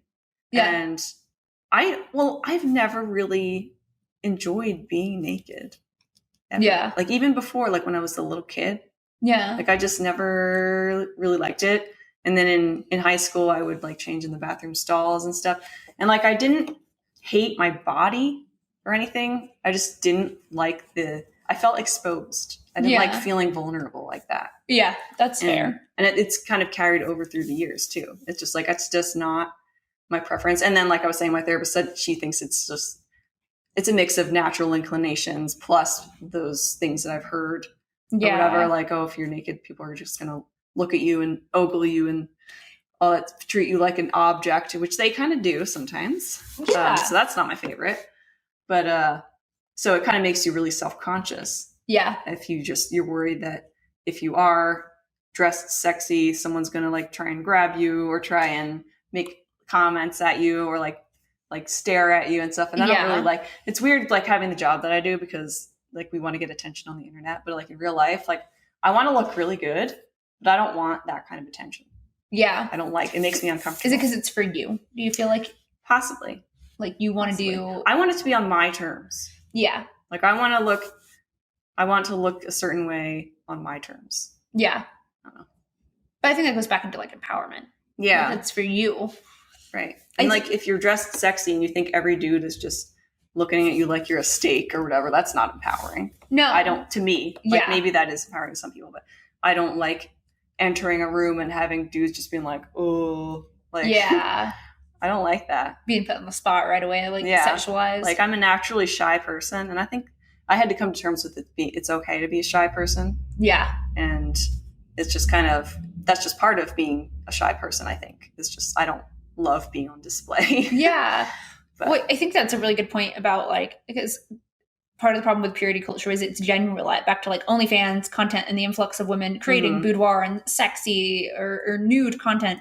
Like, everyone is so different, so everybody is doing it for different reasons. Everybody's getting something different out of it. Yeah. But if we just hypersexualize everything, that's a problem. Because I know people who do nudes, and it's strictly art. They're artful nudes, and it's an American thing. Like, I don't know how you decouple like sex from nudity here. Yeah, it's been ingrained for probably forever. Like. I don't really know. I should probably look up the history on that, but I do think that this is back to like what we were saying about like all the different, because OnlyFans content, people typically like the unedited raw, like phone stuff, like, and all these different body types that men are learning to appreciate. I just think also it's not all sexualized. And I think they're going to learn to, I just think it's good for us. Yeah. I really think that what's happening right now, this move away from purity culture or the shift away was good for us. I'm just concerned that it's boomed so big that we're pulling back in. Yeah, like, that wouldn't be good. That's my concern. Because again, it does feel like to some extent companies are cracking down a little bit more on creators who do that. Like everyone's creating, including us, separate like accounts for the looter stuff. Like, oh, my Ludi and April's Secret Garden, which is so cute. But like I did that because I was advised to do that and everyone else was doing that. And so it felt like the natural thing to do. And because I'm so aware of my feed and like, I'm thinking all the time about, are we brand friendly? Like in my mind, I try to think of it as like one photo can be kind of spicy, but then the next 3 need to be very craftsmanship based or artful. Right. But that's a lot of pressure. I just want to post what I like and not worry that brands are going to cancel me because I didn't murder somebody. I wasn't like, I didn't do something awful. I just maybe have a lot of cleavage, or I thought my butt looked really good in that photo. So but you can't do that. And that is my, like, watching that from afar is kind of, you know. It's interesting. Cause like, I think my favorite types of photos to do, like I try to do photos that will appeal to all genders. Yes. No matter what your gender is, I want to create something. I mean, unless you don't like femme looking people, I guess. Yeah. But like at least anybody who likes what I look like, no matter what their gender is, like I try to create like just pretty images. Yeah. And they happen to not be wearing very many clothes. Yeah. Like there's content for everybody out there, I think. And that's just my type of content. And I do feel like I wish that I could post more of that on my regular feed, because I do have my cosplay feed is only like cosplay and like selfies now. Mm-hmm. And I have the separate profile. I don't know. It just seems really interesting. And I've seen, whispers, the birds, the little birdies are saying things like, oh, if I see a post by a cosplayer that's not cosplay, I'm just unfollowing them. And it like sucks, but it's almost like, well, do I want them following me anyway? And like, well, I kind of do, because I'm trying to grow my stuff. Yeah. And it's easy to tell someone, don't worry about what other people think. Just post whatever you want. Like, no. Like this is our job. Yeah, and like it is. We really have to try to appeal to people. And it annoys me when people in response to that too are like, well, you chose to make your job, get a real job. Yeah. Like everybody can have strife in their jobs. You know what I mean? Like you can be like, that's just part of the stress of having this as a job is worry. Cause I had somebody tell me that, a company I work with tell me that they wanted to work with me because they like my stuff and we're working together, but they have hidden me. Like they've hidden my posts because sometimes I would taste, which I don't post much of that anymore for reasons like this, but because they would see like a booty shot and like, I don't want to look at you that way. So they hid my posts. Oh my God. But they still work with me. And that when you tell me things like that is so hard to navigate in my brain. Yeah. Because it's like we don't want to see, I don't know. And it's not even curate your feed how you want, but like it's somebody that's working with you. Yeah. And it's not even like if you guys check my feed, I would say I'm not, what I do isn't super lewd. No. Like it's a little lewder behind the scenes, but on my feeds. It's like going to the beach. Yeah. Yeah. Like you go down the shore and you're going to see bathing suits. Okay. Yeah. Like, that's exactly my point. Oh my gosh.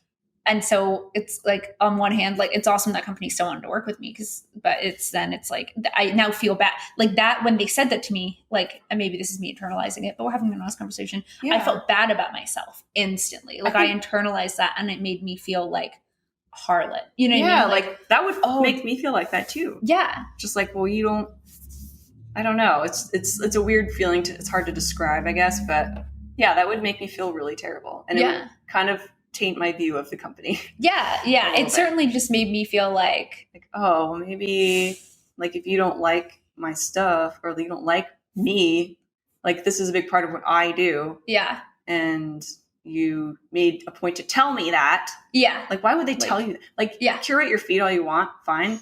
But like telling you that's bad form. They're trying to like encourage.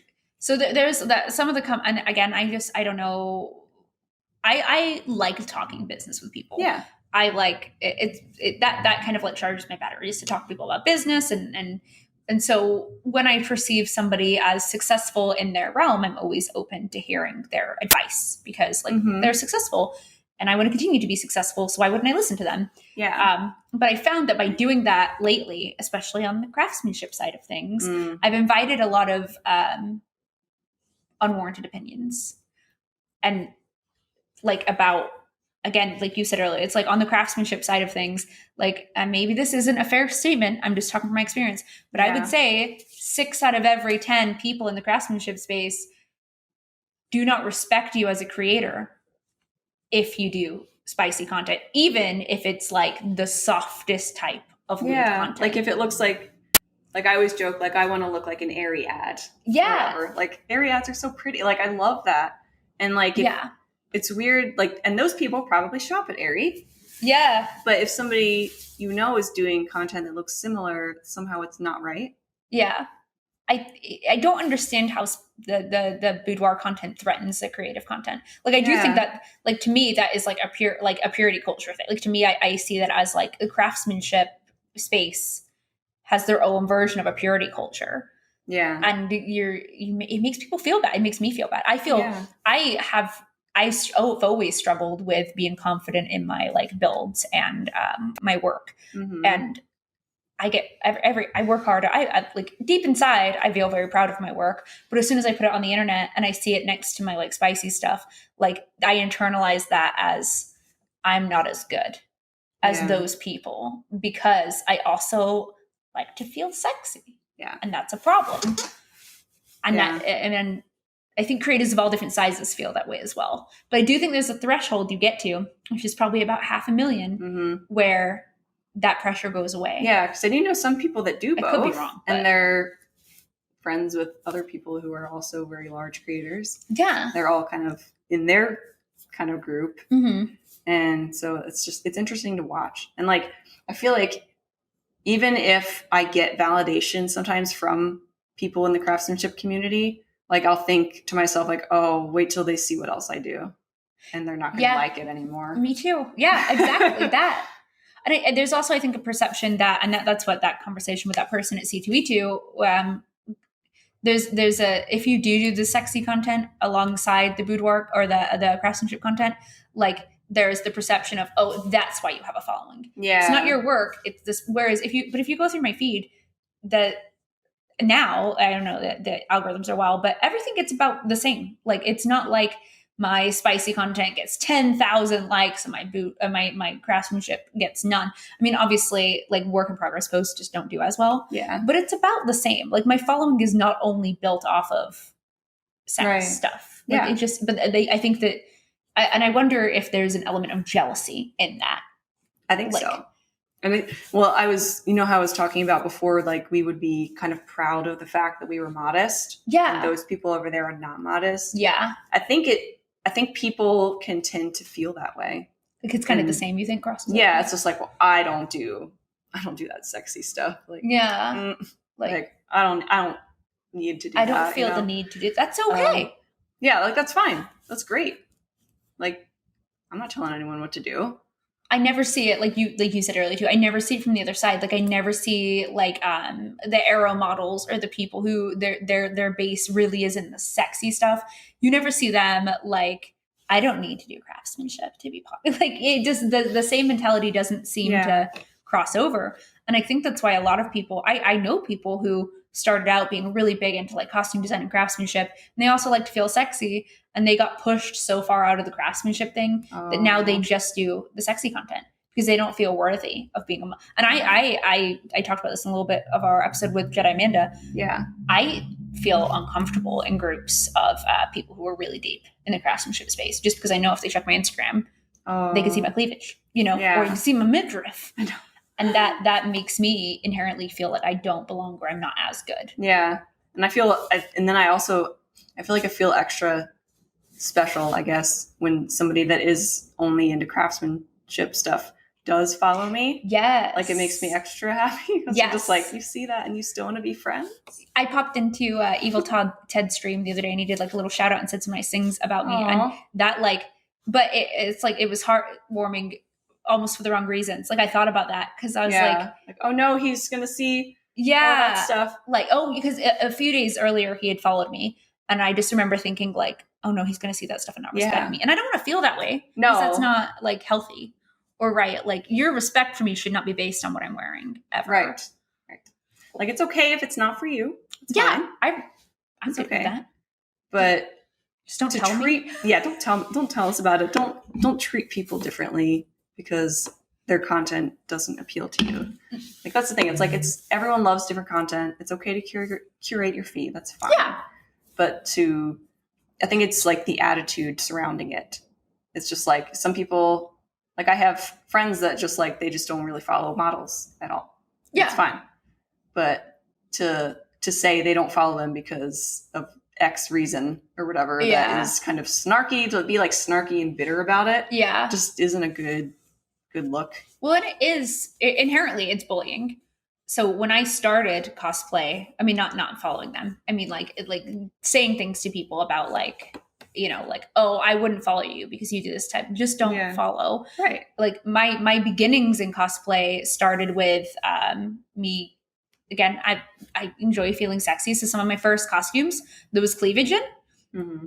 And immediately I was, especially because of that time in cosplay, it was kind of a weird time where sexy cosplay was starting to boom and people felt angry. Yeah, they were very against it. Very against it. And so something as like my original Soren one, like it's a female Soren based on the artwork. And there's cleavage because I'm a woman. Right. And immediately I was attacked by my local community and pushed out of the community because I represented, they couldn't take a look at my work or, anything. They couldn't compliment my craftsmanship or me getting started in craftsmanship. There was no encouragement. It was immediately like, you showed cleavage, get out.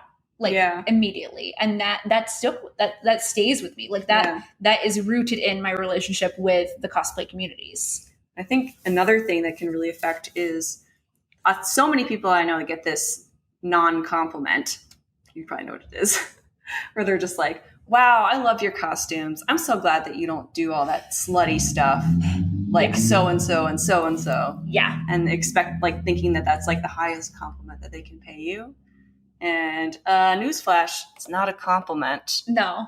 At all. It's awful. Yeah. And usually the people that they're pitting you against are people you know. Yeah. And so it's just like, why would you say that? Like, that's not, like, I know some people that would think of that as a compliment, but I wish I could educate them. Be like, no. Like, it's not. You should never be able to have to put something someone else does down to lift something else up. Yeah. Like, what's wrong with saying, wow, I love the style of cosplay that you do. Yeah. I love this gaming style. I don't know. Like, I love this. Like, without saying something that you hate. Like, you don't have to say something you hate while also saying something you love. You can like some of someone's content and not all of it. Like, I think this idea also that creators have to gear all of their content around like what one person wants. Like the entitlement. Yeah. Like, I am Sophie and you're following my Sophie's content. And that's what it is. And if you don't want to, you don't like a piece of it, that's fine. But like, I have this one guy on my Facebook who only when I post which if you go to my Facebook, my Sophie, there's not much boudoir content on there because that's the one my dad can see. And so I like to protect his daddy virtue a little bit. But so everything on there is pretty delicate. But if I do post anything like that on there, immediately he comments like, I remember when you used to do cosplay. And I'm like, I still make so many costumes. My gosh. What do you mean? It's like, have you tried scrolling down? Yeah. Like, those are the only posts. So you're telling me that's the only post you ever see? Because I don't believe you. Yeah. I just think that you want to shame me for what I enjoy doing. Exactly. I know. And I've had people tell me that I was like a sellout or whatever. Yeah. Or like, oh, you're doing Patreon, barf. Like, you're monetizing something you love. Goodbye. Like, you can, that's the judgment. I think that we there's just too much judgment. We need to learn to mind our own businesses. If I don't like your content, I just either won't follow or I'll scroll past it if I still want to support. Yeah, like, it's super easy to just go like this with your finger. Yeah. Scroll past. That's a good word. Audio. If you're listening on Spotify, I'm like pretending to swipe. Yeah. Oh, yeah. I guess not everybody will see the video. I just... and I worry about especially the younger women coming into, as we, like, again, I concern about us heading more towards purity again, like them, like the shame for women wanting to express their art and I use their bodies as art. Like, it's not our fault that women's bodies are awesome. Like, yeah, like everyone, like a femme looking body is inherently beautiful, I think. Yeah. And attractive and it just is. I think men's body, any type of body. I don't know. It's just. I also support boudoir. Like, I wish, it sucks there's not as much of a market for it, I guess. Yeah. But like men as well. Like, I've seen men be empowered doing like boudoir stuff. Like, how cool. Feeling comfortable in your skin is not always a sexual thing. Like, why can't we just support people in that? Yeah. I don't understand that again, I guess it's purity culturally. Protect your virtue. Yeah. It's like, oh, if they post something, it's automatically because they want sexual attention. Yeah. No, that's not always it. Maybe they just want to show off their like workout progress, like, oh, I built these Yeah. muscles, I really want to show them off. Yeah. Or like, I think I look great in these underwear and I just want to show people. I don't know. People want to show people things sometimes, and That's okay. yeah, it's okay to do that. Yeah. Oh my goodness. I could rant about this forever. Like I literally know. forever. But the fact that people lose their jobs, I just saw that in our notes over OnlyFans. Yeah. It I think is a travesty. That needs to stop. Yeah. At once. It really does. Hopefully we just kind of continue. I hope we're not going back towards purity culture. I think if everyone, I think everyone can do their part in being either supportive of local sex workers, or just, if you don't like it, that's okay. Just don't consume it. Don't talk about what you love and not about what you hate. Yes. Or whatever. Positivity. Positivity breeds positivity, right? Yeah. I also just want to note too, with the rise of OnlyFans and more women and men delving into the spicy or the nude or the boudoir, however it may be, even doing more porn. There's a lot more people doing sex work. Get your money, girls and boys. Yeah. But also partners. So if you join, there's a problem right now with typically men joining an OnlyFans and then their wife or girlfriend find out and then they attack the creator for things like that. And I think that we have to have healthy discussions if we want to stop purity culture from coming back and allow this to be a really great learning experience for all of us, and where we learn to love all different body types and different types of people. And part of that though is treating it like having conversations with your partners about consuming that content. Yeah. Like we were talking about earlier with Instagram and what's comfortable. If I at a young age had known how to communicate with Sam about what was making me insecure and upset on that Instagram, we wouldn't have had those silly fights, which don't matter now. But for some people, that could have been relationship ending, right? Yeah. Oh, that could have been incredibly damaging. And I think that this is an opportunity for us to talk about why seeing a naked woman that isn't us, or why our partner seeing a naked woman, why does that threaten us, and what does that mean, and having these healthy relationships and conversations with our partners. What an opportunity this is for us to grow as a society. Mm-hmm. I feel like now, I've always had kind of trouble verbalizing my feelings anyway. Mm-hmm. Just, I don't know, it's who I am as a person, but it's been a lot. I'll just spit. Wow. It's been a lot better and easier as time goes on for me to kind of verbalize what my comfort levels are and why I feel certain ways. Yeah. And I think I feel like that's a good place to work towards for anybody. Yes. Especially about all this kind of stuff. Yes. But because it is, if you should respect your partner. Yeah.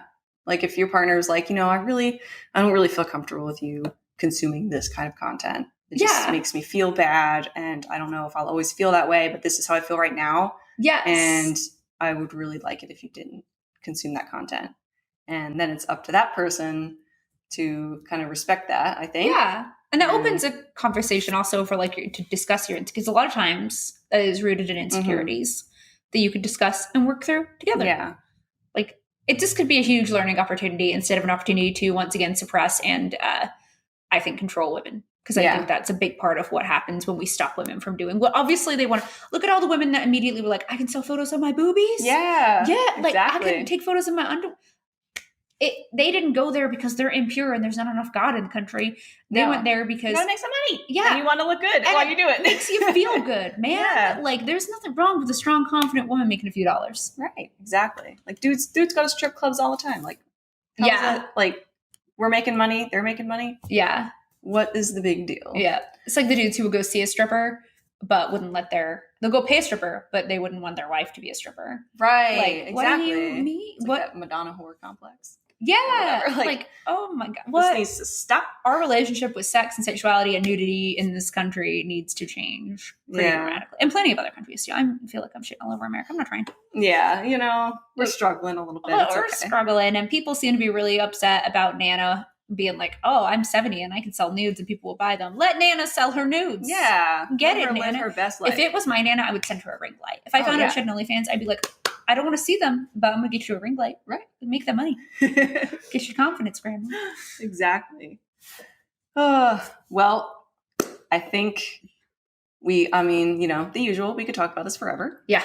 But I think we might end it here for now. Yes. Maybe we'll do a part 2 at some point. Maybe give us some ideas. If you have any follow-up questions, maybe we can talk about it again in the future. Yes. But this is definitely an important discussion. And hopefully we brought some decent views to the table. Hopefully. But yeah, and well, I mean, if you want to also sub to us on OnlyFans, we wouldn't be sad about that either. We each have one.